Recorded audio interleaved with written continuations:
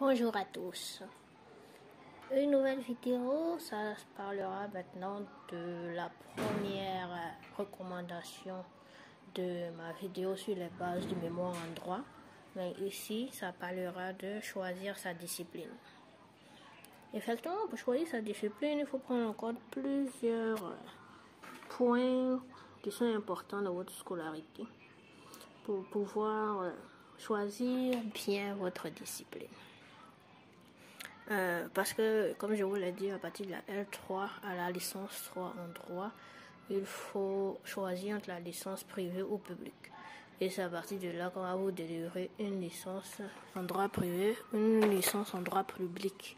Parce que de la L1 à la L2, c'est le tronc commun.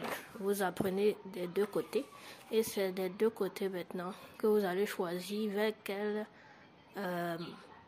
branche du droit vous vous sentez le mieux et le plus à l'aise pour pouvoir continuer votre scolarité dedans et avoir ainsi le master 2. Donc déjà, il faut commencer à choisir sa discipline dès la licence en droit public ou en droit privé. Vous allez devoir vous baser sur des critères très précis que je vais vous donner pour pouvoir savoir si vous devez aller en privé ou en public. D'abord, basez-vous sur vos notes, puisque c'est le premier baromètre sur lequel on vous note, bien sûr.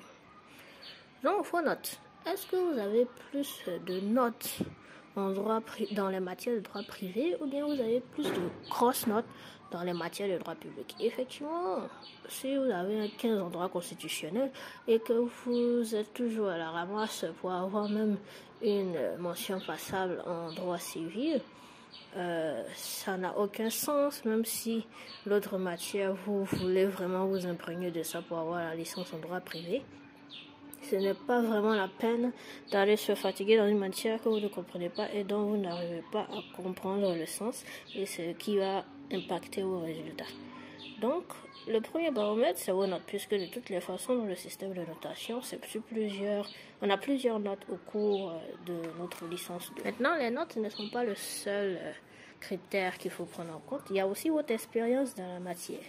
Effectivement, vous pouvez avoir une grosse note, mais déjà, ça veut dire que si vous avez une grosse note dans une matière de droit public, ça veut dire que vous êtes assez à l'aise dedans.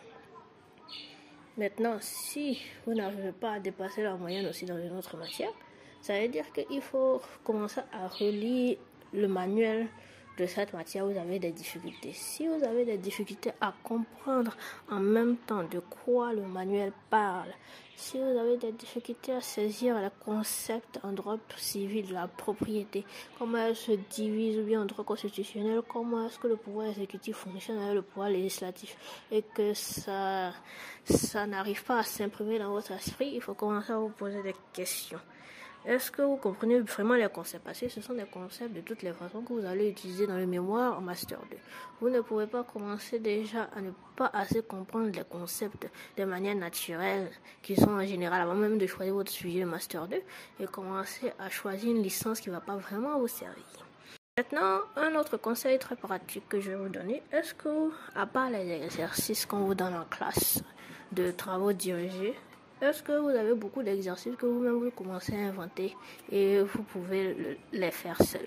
Parce que déjà, c'est une bonne manière de voir si vous êtes prêt à vous poser des questions au-delà du cours et ainsi à vous préparer au Master 2 et au mémoire qui va suivre. Parce que finalement, le mémoire, ce sont des questions que vous vous posez à vous. Donc, ce sont des conseils précis pour pouvoir choisir votre discipline. Vous pouvez me poser des questions dans les commentaires, je vais y répondre.